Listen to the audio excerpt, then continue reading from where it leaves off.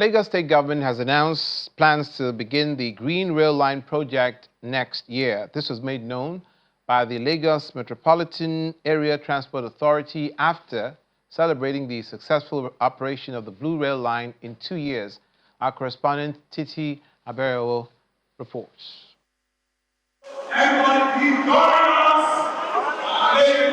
On September 4, 2023, the Blue Rail Line commenced passenger operations, with the first phase running from Marina to Mile 2.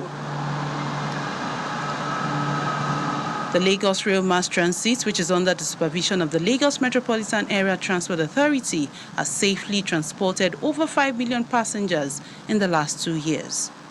As part of activities to mark the 2 years successful rail operation, the Lagos State Governor Babajide Sanwo-Olu approved a 50% reduction for all rides on the Blue Rail corridor on September 4, 2025.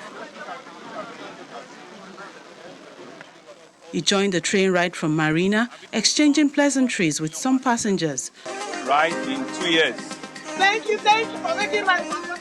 And souvenirs were also distributed to passengers by the managing director of Lamata at the train station.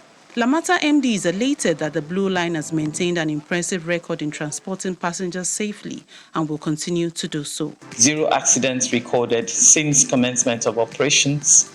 Over 5 million passengers safely moved. Revenue protection assured through our robust electronic ticketing system. Reduced travel time with trains running on a consistent 10-minute headway.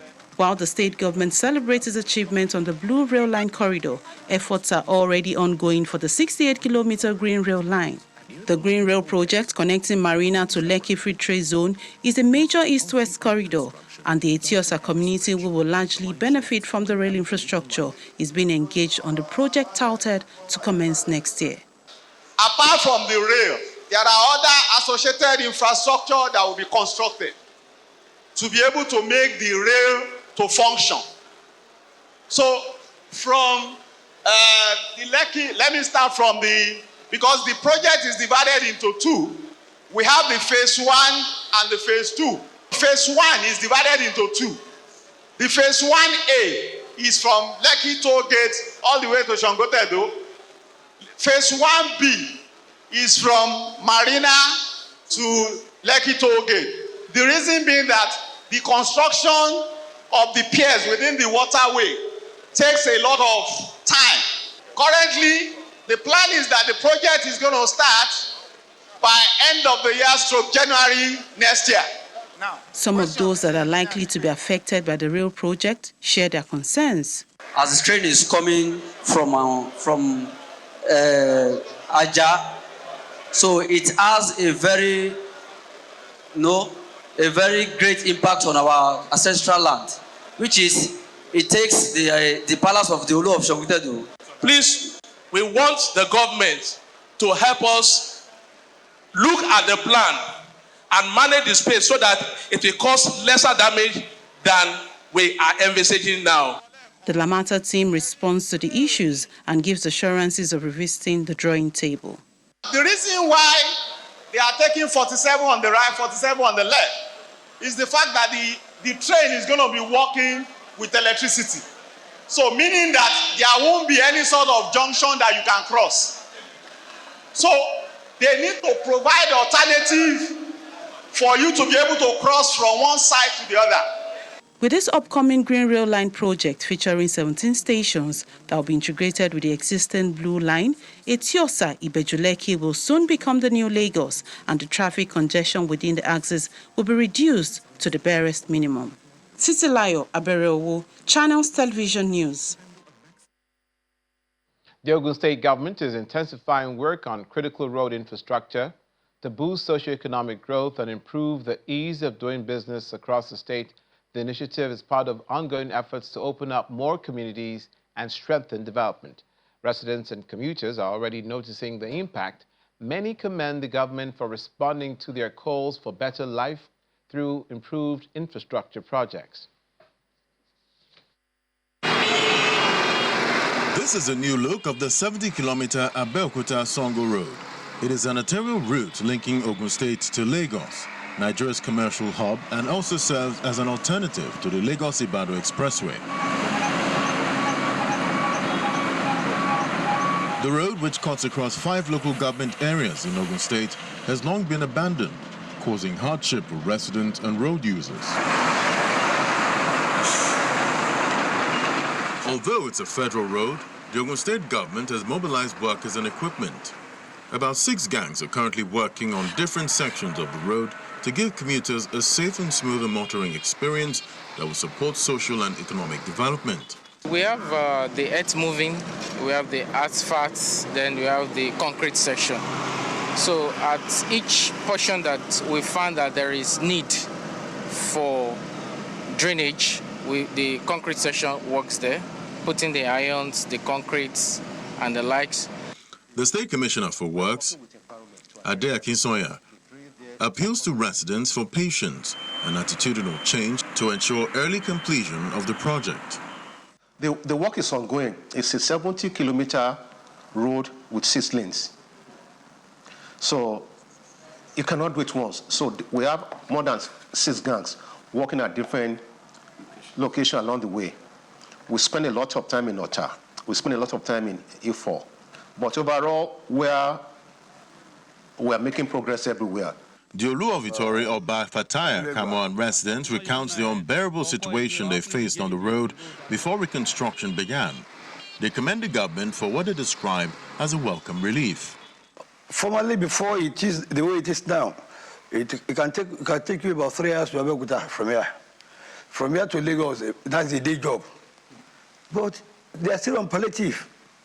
From now, if you are going to Lagos, probably 45 minutes, you are in Lagos. If you are going to Abeokuta, probably 20 minutes, you are there. So talk less when they will finish, when the road is eventually finished. Road infrastructure remains a major focus of the current administration. In the last 6 years, over 1,000 kilometers of road have been constructed, reconstructed, and rehabilitated across the state to drive economic growth and development. Now to law enforcement in Oyo State. The Oyo State Police Command have paraded 17 suspects linked to different crimes, including kidnapping, armed robbery, rape, and vehicular hijacking. At the parade, the police also recovered a trailer loaded with 250 bags of flour worth over 18 million naira.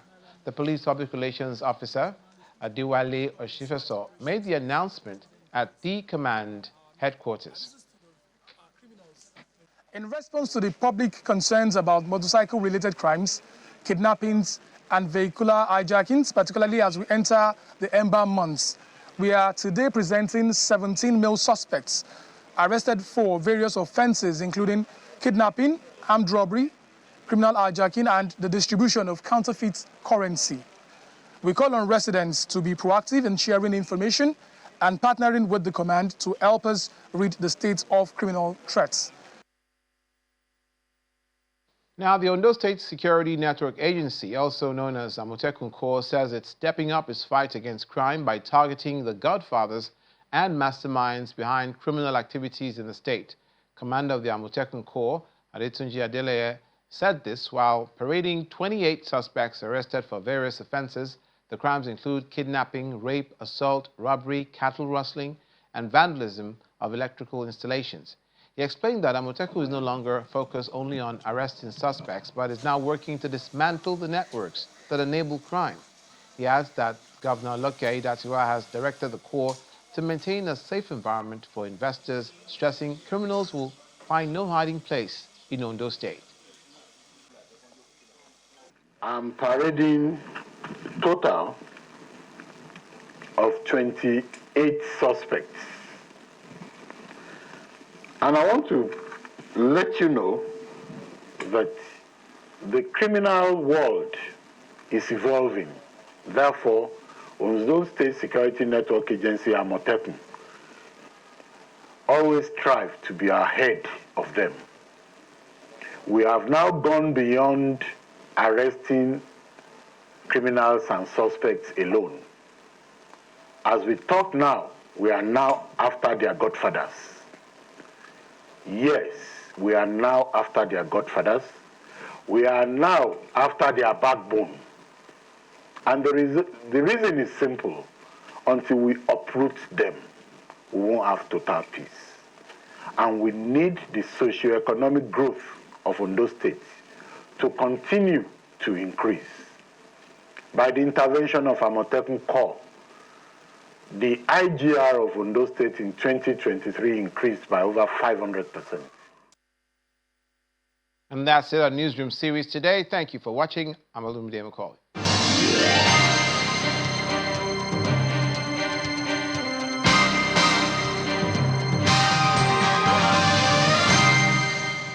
Hello and welcome to Newsroom series today. I'm Olumide Macaulay. Thank you for joining us. The southwest region of the country gets all of our attention today, minus the first two stories, some of which will come from the northwest region. Following the announcement of a strike by the Nigeria Union of Petroleum and Natural Gas Workers, NUPENG, as well as the Petroleum Product Retail Outlet Owners Association of Nigeria, the federal government is asking the unions to reconsider their declared strike over alleged anti-union policy, amongst other reasons. The Minister of State for Health, Dr. Isaac Salako, while speaking on our breakfast program, Sunrise Daily, appeals to all parties to consider the negative effect a strike in the petroleum sector will have on every Nigerian. On this NUPENG, Dangote, Imbroglo as it is, my comment is to appeal for both parties to allow reason to prevail. The ordinary Nigerian must be at the center of the discussion. Like you have rightly observed, any strike by NUPENG will certainly disrupt a lot of things, economic activities, social activities. So we don't want a strike. So I would just appeal that a balance needs to be reached. Of course, Dangote is playing a very important role in the economy, trying to improve our domestic capacities and so on and so forth. And this is something that the government has also been promoting. Of course, there's also the right to associate and unionize, but that must be balanced so that it does not affect the business model that Dangote is trying to push. Of course, a strike by NUPENG will also obviously affect the health sector because as it is today, our hospitals are 65 to 80% dependent on diesel generators, petrol generators, and so on and so forth. So if there's a strike, it will also have an adverse effect on the health sector, and we obviously don't want that.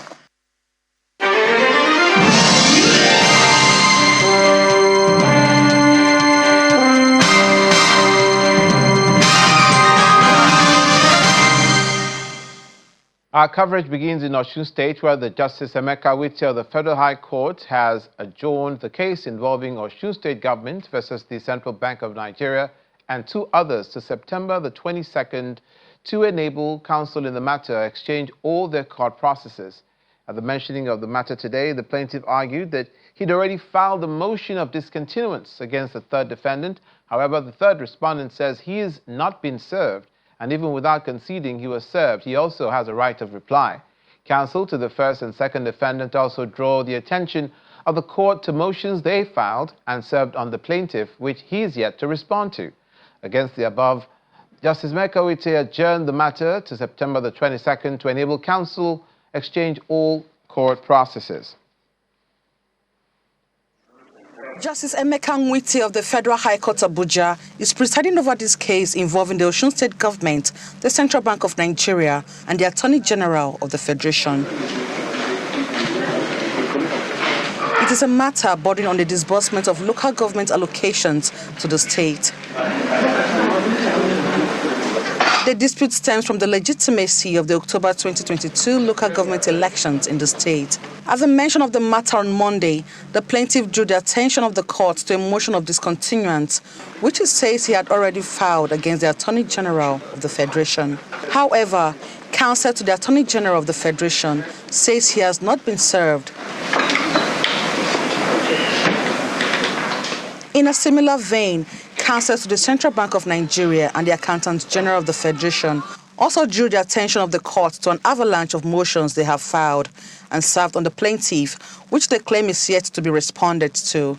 Against this backdrop, Justice Emeka Nwiti adjourned the matter to September 2022 to enable counsels in the matter exchange all the court processes. Outside the courtroom, efforts to interview the lead counsel to the Attorney General of the Federation proved abortive. However, the lead counsel to the Osun State government gave additional insights into the motion of discontinuance. It's a case in which the Osun State government is challenging the right of the federal government to pay its money, the local government fund, to the people that have been sacked by the court order. It's just about, that's what the case is about. Remember that it's in court. We cannot speak so much about the case. We have filed a suit against him in the Supreme Court, against the third defendant in the Supreme Court. There is no need for him to be here. So we filed a suit for him in the Supreme Court. That's why. There was this insinuation that saying the plaintiff, that is you, trying to deliberately delay the processes. Well, I believe your reporters were in court, and they heard the number of days that they've been served without reacting. They've been served for 111 days. So then if your reporters are in court, you can make inference which is delaying the case. Counsels are hoping that the 2-week window of adjournment will be used judiciously to enable the court to give the matter the urgency it deserves. To Oyo State, the government paid 200 million naira to another batch of property owners affected by the ongoing construction of the Senator Rashid Ladoja Circular Road. Commissioner for Lands, Housing and Urban Development, Mr. Williams Akinfumilayo, presented the checks to the 4th group of beneficiaries at his office in Ibadan. He also explained that with the payment, the state has now disbursed a total of 780 million naira to property owners. The Ibadan Circular Road is one of the biggest and most ambitious projects of Governor Seyi Makide's administration. But as expected, with projects of this scale, it comes with challenges. Some property owners along a 100-kilometer corridor have raised concerns as their lands and houses were affected. The Oyo State government promised to compensate those with genuine claims, and it is keeping that promise. This is the 4th batch of property owners receiving compensation from the government.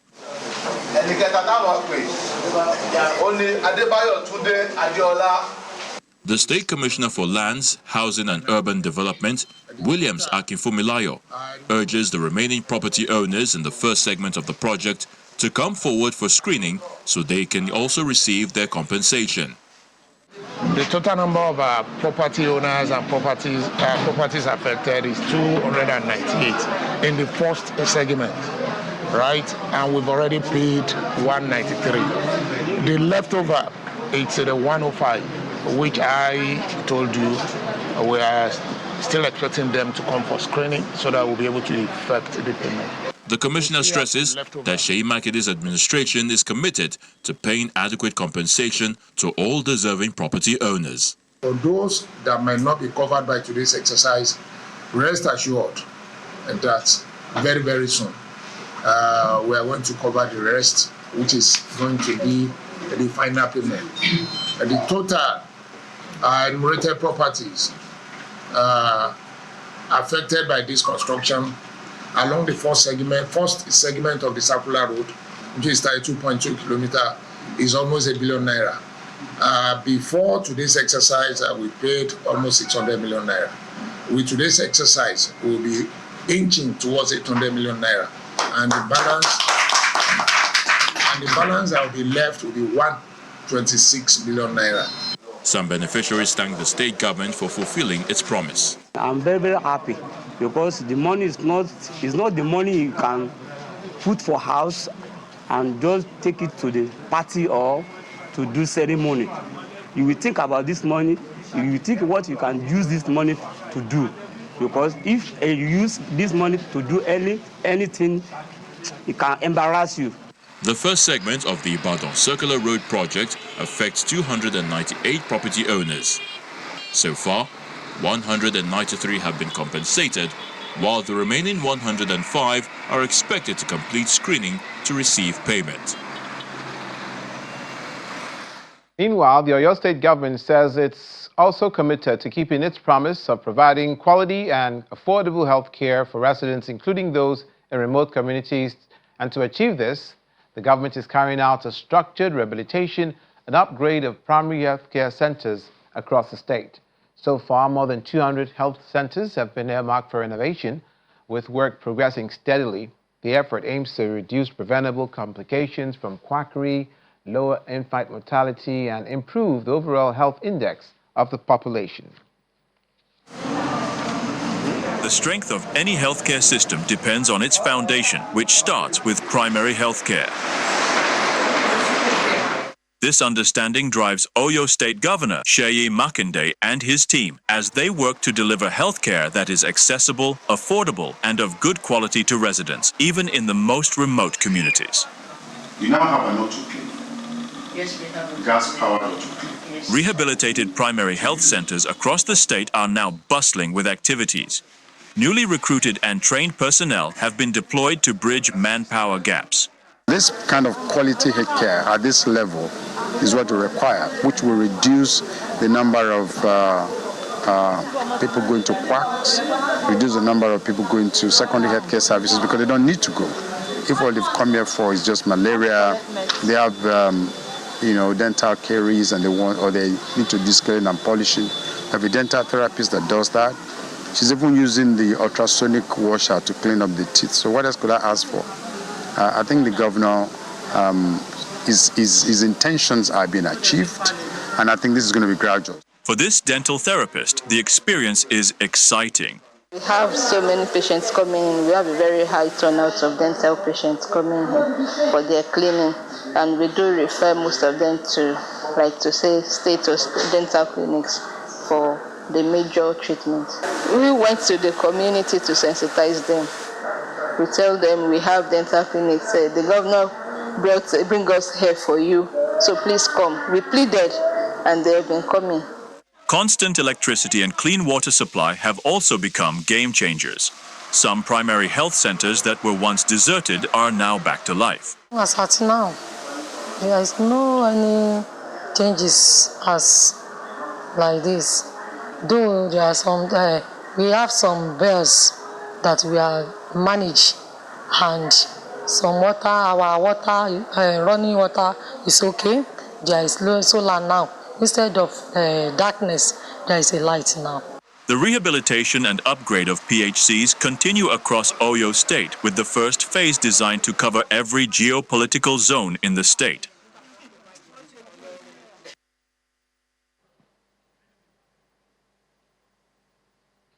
As part of efforts to empower the girl child, a non-governmental organization in Akure, Ondo State, called the Realize Global Empowerment Initiative, also known as Realize Africa, is holding a 3-day summer boot camp for young girls. According to the founder, Dr. Ireti Adeshida, the Girls' Capacity Attainment Program is designed to equip participants with essential skills that will help them succeed in life. This is the venue of the summer boot camp for schoolgirls organized by Realize Africa in Akure, the Ondo State capital. About 90 schoolgirls, mostly teenagers, take part in the 3-day program. They are trained in different skills, including audio and video content creation, confectionery, wool knitting, bead making, and headgear tying. Founder and Director General of Realize Africa, Dr. Ireti Adeshida, explains more about the vision of the program. This is the time for us to build the skills of our girls. They've spent a lot of time in school academically, so why don't we look at the place of vocational skills and life skills? Because a complete girl is not just about academics. A complete girl has to have the life skills and vocational skills, and that's why we are making them complete with this boot camp. The Director of Entrepreneurship and Innovation in the Ministry of Education, Science and Technology, Oluwatoyoki, believes this initiative will improve their learning skills. The government is in full support of a program like this, and you can see that's why I've come to represent the ministry, represent the government, to show our solidarity. One of the participants, saxophonist Temi Adeyoju, entertains the audience with a performance. Yes, oh yes. when you need to say go. Mentors also take turns to motivate the girls. Among them is Professor Modupe Ajayi, former registrar of the Federal University of Technology, Akure, who stresses the importance of empowering the girl child with life skills. If you are looking for first teachers for children, they are the mothers. So I'm appealing to the people in the helms of affairs to make girls' education more seriously. I'm not asking that they lower standards. 3 girls who have benefited from Realize Africa programs in the past are honored as Realize Africa icons. The Realize Africa organization has helped me a lot in my communicative skills, and I would like to encourage girls out there that yes, you can. I encourage other girls to try to find who they are so that they can develop on it. Established in 2010, Realize Africa continues to promote girls' rights and leadership. Its focus areas include education, health, human rights and justice, as well as sustainability. You're watching a Newsroom series. Coming up, the Ogun State government works on critical road infrastructure to boost socioeconomic growth. That's in a moment.